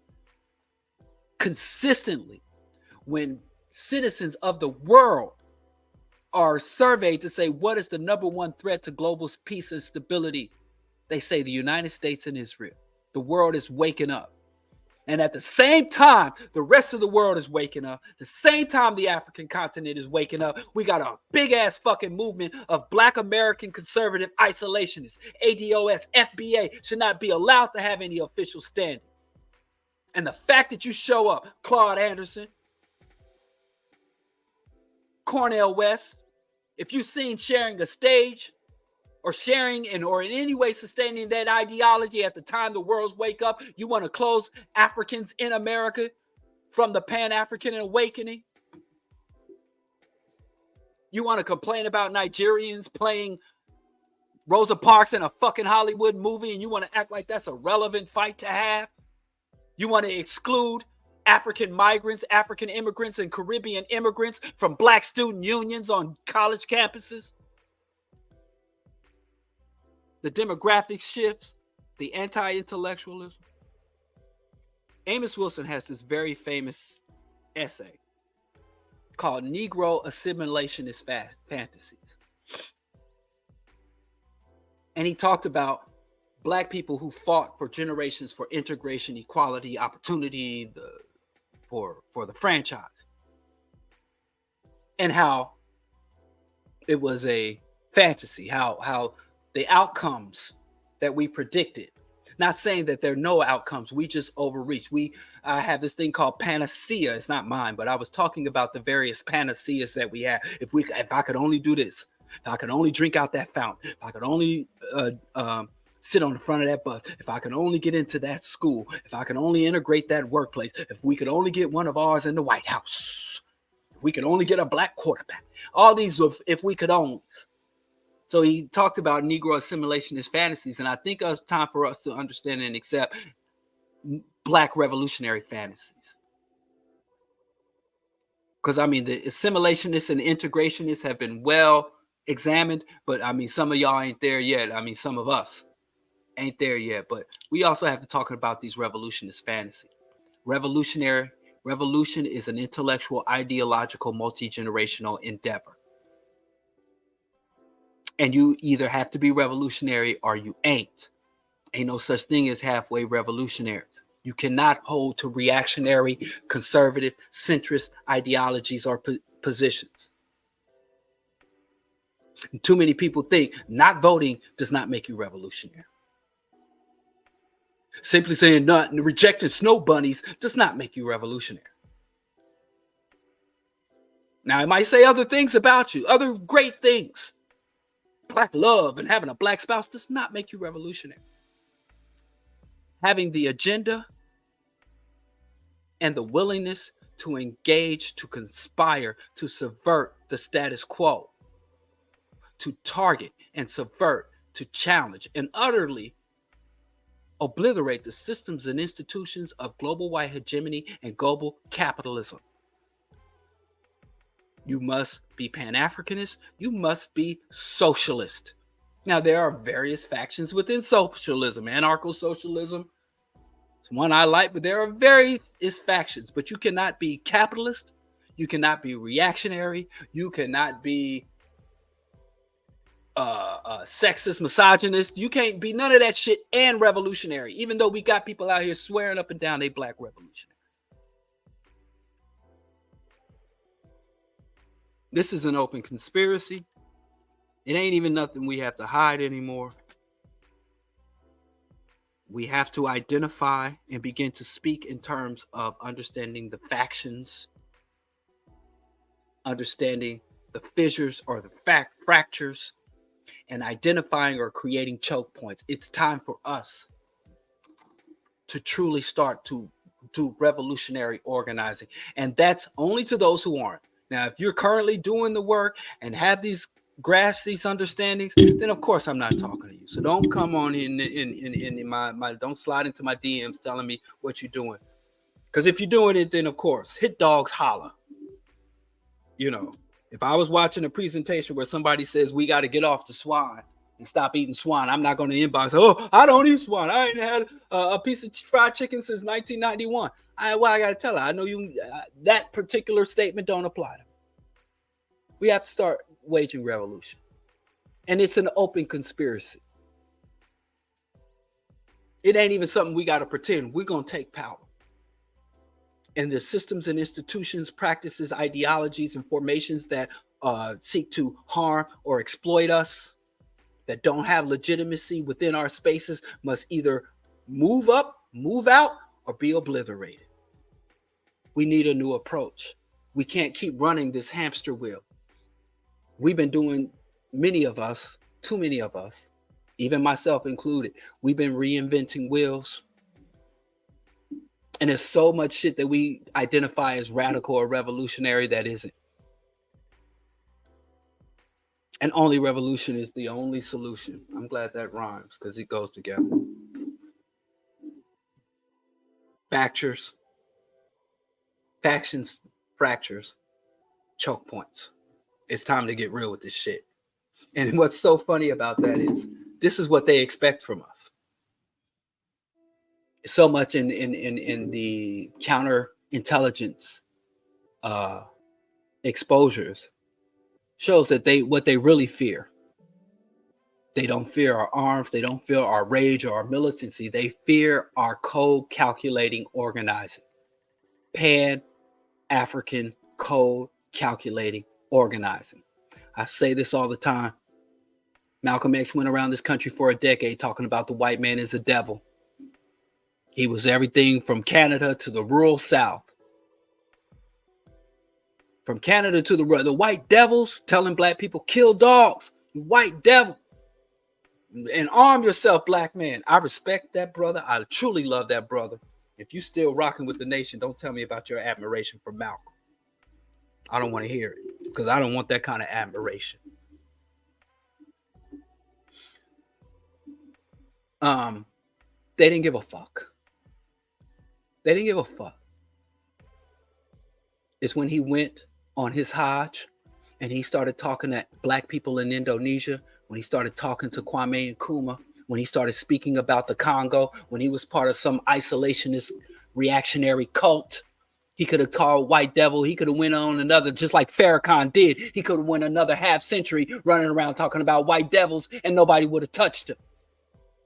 If he'd have just kept, he'd be sitting in the Hyde Park mansion, being chauffeured around town, talking nonsense with jet black hair. I don't know why that hair bothers me so much. But what made him a target and what made him a real threat was not his militant rhetoric or his advocacy for arming ourselves. It was his ideology. The ideology changed. When he said the Organization of Afro-American Unity and said, we're not just going to talk to black Christians. We're going to talk to every black person in this country. We're going to take it to the Caribbean. We're going to take it. I went to Indonesia. I went to Saudi Arabia and I saw black people everywhere in the same goddamn condition. This ain't no Harlem problem. This ain't no Dixieland rural southern state problem. This ain't no American problem. This ain't even a white devil problem. This is a global system with institutions all over the place and agents of every color fully participating. Yes, I am. Yes, I'm very too familiar with that foolishness. So they were like, oh, just like Dr. King. They didn't fear King wanting to have little white boys and little white girls. They didn't care nothing about that. Yeah, the poor white trash was spitting on King and throwing excrement and urine bricks at King. But the elites, when King was like, this is an economic, this ain't just about voting and sitting next to white folks and having full accommodations. King was like, I'm going to unite labor.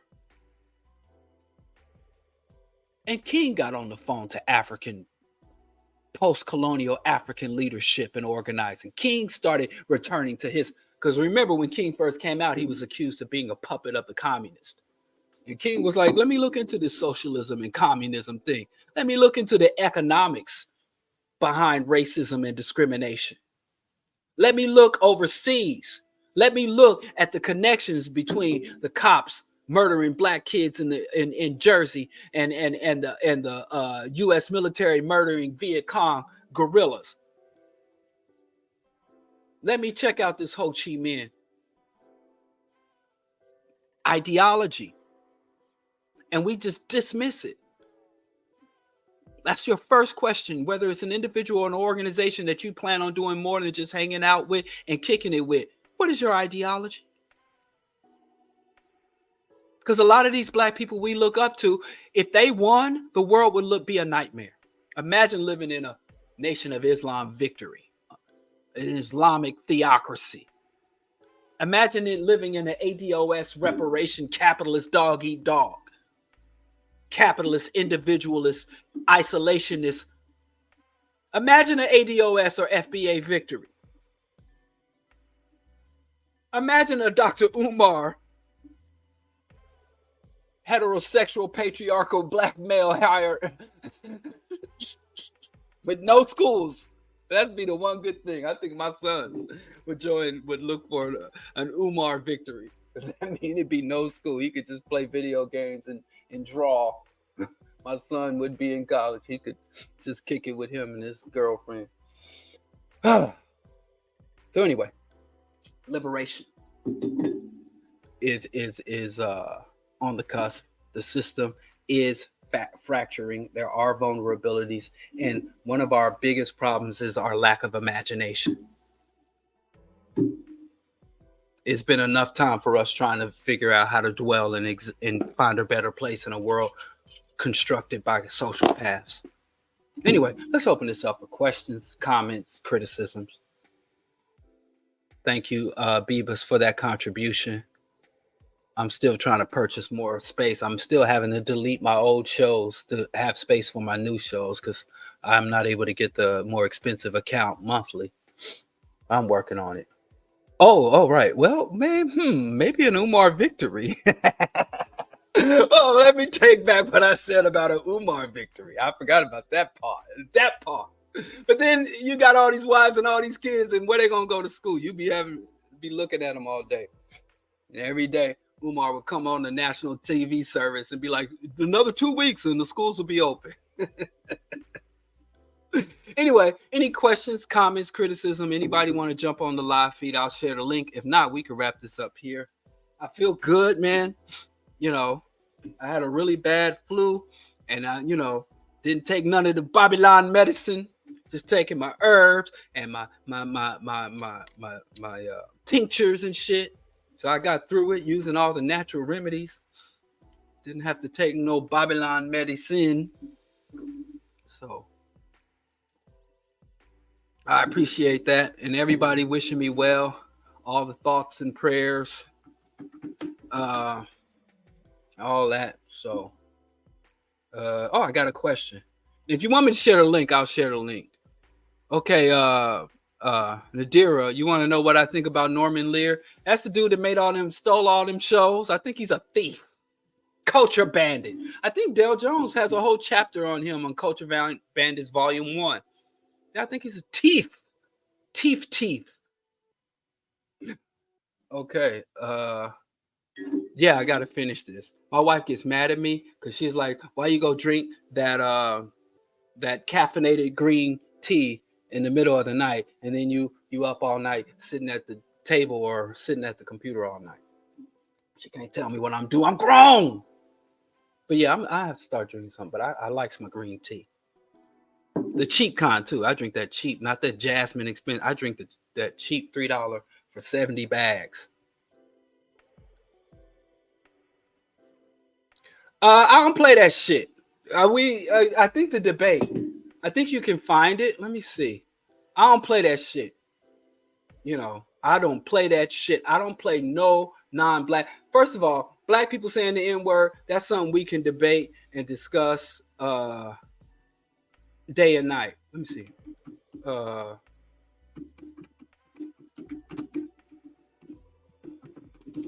That's something we could discuss all day and night. But I think they have me and I'm very clear on Black Power Media. Me and it's not here. Me and Jared had a big debate on the N word. I don't see it. I don't see it. Okay. Well, Jared and I have a whole debate on back and forth on the N word, and ultimately, I don't play that shit. And I talked about my experience moving from the Midwest to from the Midwest to the New York, where I grew up around. We had like Hmong and Filipino immigrants. We had a lot of Mexican immigrants, uh, and a lot even brothers and sisters from Kenya, brothers and sisters from uh, brothers and sisters from Kenya and Gambia and Senegal, a large and Sudanese migrant community there, and everybody had their little slick shit to say. They had their little internal terminologies that they would use that could be offensive or a term of endearment depending on who said it. And in the Midwest, nobody crossed the line. Everybody stayed in their place. And if you was going to use a word, it was a word from your community that you use within your community. But when I got to New York, it's all these Asian and I was in West Washington Square Park in the Village, and that was my first time like being around people, Puerto Ricans and Asians, just freely spitting the N word. And then when I got mad and started raging about that shit, I'm sitting here looking for it. And good luck finding it. But anyway, I have a debate with Jared on the N word, but ultimately, I respect Norman Finkelstein and his assessments and him being a truth teller. I like white snitches. I like when white folks come and tell white folks business. You know, when white folks come and tell white folks business, I respect that crazily. Shout out to all white folks, whistleblower, John Perkins and Philip Aggie and all the white men and Karl Marx and Sigmund Freud, any white man that come and tell us about what's going on in the deepest recesses of white culture, I'm here for that. So I respect him for telling on, how the Zionists stole the money, the reparations money, the Holocaust industry. Very familiar with it. I didn't see him say the N word, so I'm taking your word that he said it. I don't accept that. I ain't with that, and I would have had a problem. It would have been a problem. I'd have had to shut that whole shit down if he said it. And I don't give a fuck what context he said it. You don't play like that. If he said it.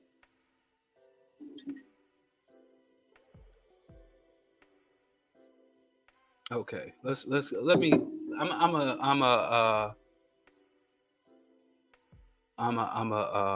spam these. What do you think about protests of Emmanuel AME and the bishop shouting 4 more years?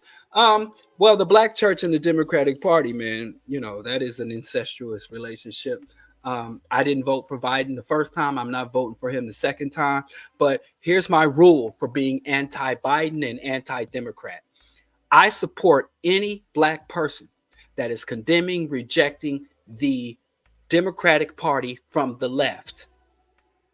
If your issue with the Democrats, if you're coming from a leftist perspective, left as far as policy, if your problem with the Democrats is that their policies are right-wing, centrist, and corporatist, and you are going, I do not support these motherfuckers out here, and it's a large faction, even here in Chicago, I'm voting Trump, or voting Republican, or going right-wing as a form of rebellion against the Democrats. I only respect anti-people who challenge, reject, vote to the left of Democrats. So if you're not voting Biden, I commend you, because I'm not fucking voting Biden. If you're voting third party, green, or some other more progressive party line, I support you. But if you're voting Republican, if you're voting Libertarian or the Patriot Party, if you go to the right of Biden, then I don't respect that. I don't support that. So I don't support Biden supporters. I don't support Biden. I don't support these bishops. I don't support the Democratic establishment. I do not support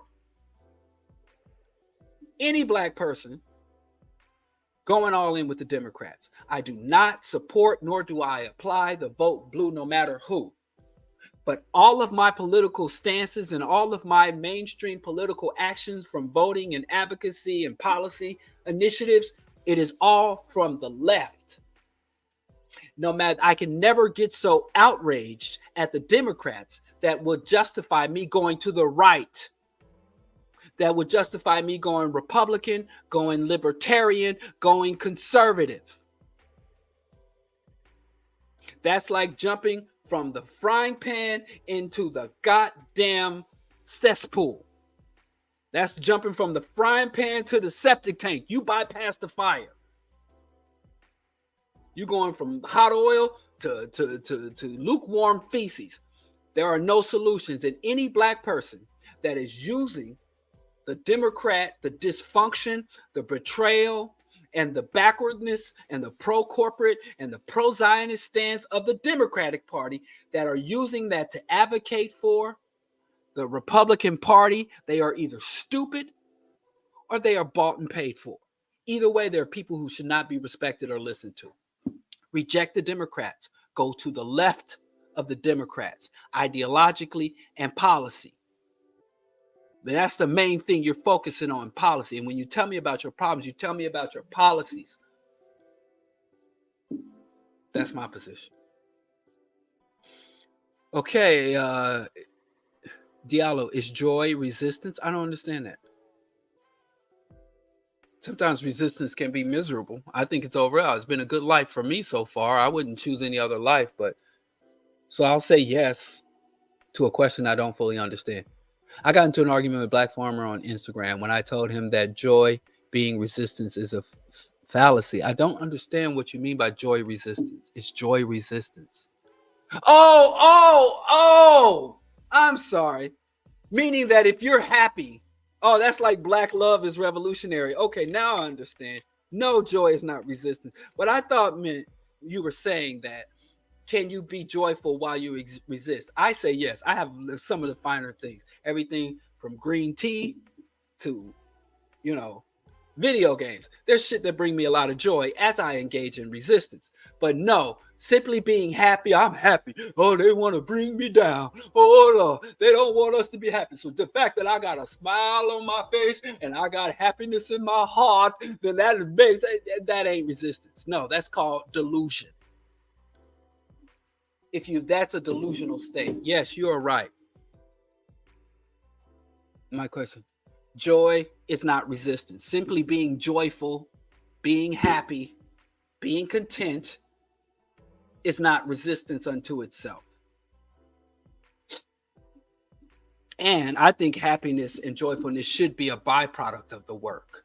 Should be a byproduct of healthy. Is it inherent joy, just joy for joy's sake? So now I understand what you're saying is joy resistance. I think it would have been better if you said maybe is joy a form of resistance, because I thought you were asking me if you could be joyful while you resist, which is yes, but it's joy resistance unto itself. Hell to the nah.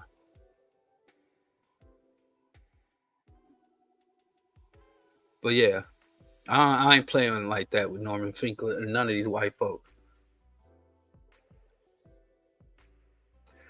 Is work from home a factor in capitalism? No, it's not a fracture in capitalism. In fact, if you look at the earliest stage of mercantilism, capitalism evolved from home work.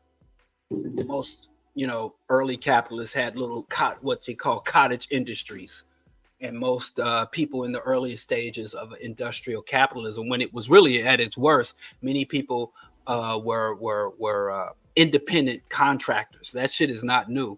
Where I would go home with a bunch of leather and have my whole family sit there and tan the leather and work the leather and then take it back to the capitalist and get my shekels and shit and then take. So no, it is not a fracture in capitalism. If they're still selling their labor to the capitalists from home, and the capitalist still owns your labor, then no, it's not a fracture. It's an evolution or an adaptation. And that's one of the things Marx said about capitalism. One of the reasons it's so hard to get rid of is because it's so adaptable. It's so adaptable. where a lot of times the radical people, we claim to be revolutionary, but we're extremely rigid, you know. So anyway, no, I don't think so. If I'm working at home and I was in a cubicle taking calls for and working for in a call center for a major corporation, and then I bring the computer home and they set me up at home. I think it's better for there are some benefits from home work. Tend to your bait. Like I've used some services and called home workers, and there was a woman there and I could hear her children in the background and life going on around her while she was giving me some customer assistance, and I had no problem with it. It was great. And so I'm happy for her that she's able to, run after her babies and boil her rice and tend her garden and pet her cat. At the same time, she's still slaving away for corporations. But I don't think that, and a lot of times, this is the trick, there's no days off. So when your home becomes your workspace, when you're never home, you're never out of work. So it could be something to reinforce capitalism. No, I don't think it's a fracture in capitalism. I don't think it's a threat to capitalism. And I think what reason why the ruling class hate it is because they own a lot of the real estate. So as that can be an asset, because some companies will save money. Many of the ruling class who are invested in transportation, fuel, automobiles, you don't buy as many clothing. Like me right now, I don't have no pants on. I got on pants. But I could be completely pantsless. Leave it to your imagination. I could be completely pantsless right now. I'm not, but I could be. So I buy fewer clothing and shit. So there are certain components of the capitalist labor infrastructure that will be harmed, so to speak, by working from home. But there are other more insidious components of the capitalist infrastructure that will be reinforced or strengthened by home work. So no form of exploited labor is going to fracture capitalism, whether we all work from home or we all get implants or we're all replaced by robots. We have to do away with capitalism. Not that you're arguing that we shouldn't, but no, I don't. Simple, short answer, no, I don't think that.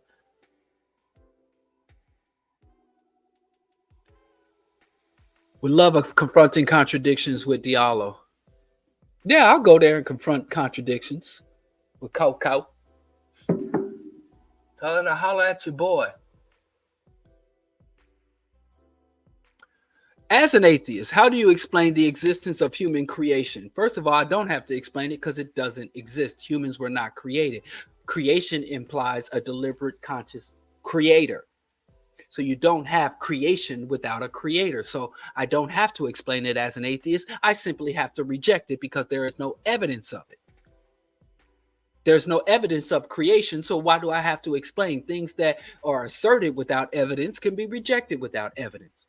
Now, you can say, how do I explain the existence of humans? Humans exist because we are a product of evolution. We evolved from simpler forms of life. Humans evolved from from primitive organisms, and through selective breeding and mutations, beneficial mutations, humans are a product of lesser primates, lesser not in terms of less worthy, but or primates. We are mammalians. Mammals evolved. We evolved lungs. Our brains evolved, and so we evolved. That's how it's explained. I think evolution has been pretty much well established and accepted. We were not created. The world was not created. There is no creation and there is no creator in terms of humans. I mean, I'm creating this show just now, and there's evidence of that.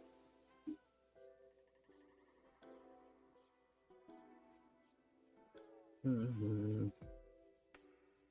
Any other questions? Wow. I'm sorry if I miss your questions. They're kind of coming in. We have a common ancestor. Yes, we do. What I say? What I say? Dude, that's a good one. Oh shoot. Okay. All right. It's 9. like I said, I'm feeling good. The last couple of times I've been on, I got off the show and my fever was acting up and my congestion was acting up.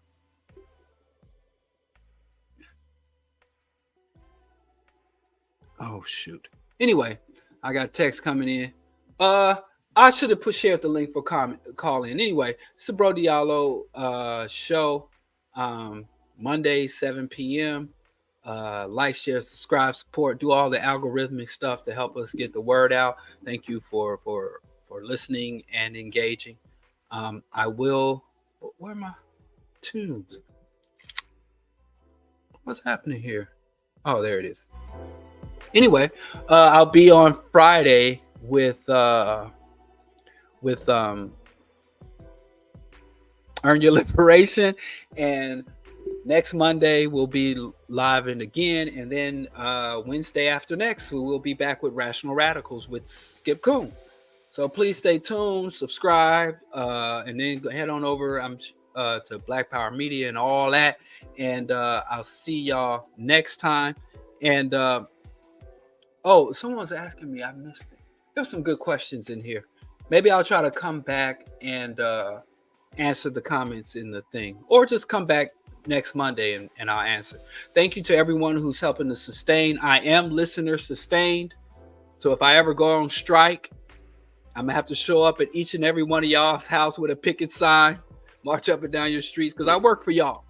So I'll be here as long as y'all willing to support the BroDiallo broadcast. And I appreciate y'all because y'all been supporting for quite some times. And then, we starting where we are and we work with what we got. And I'll see y'all again next Monday. Peace.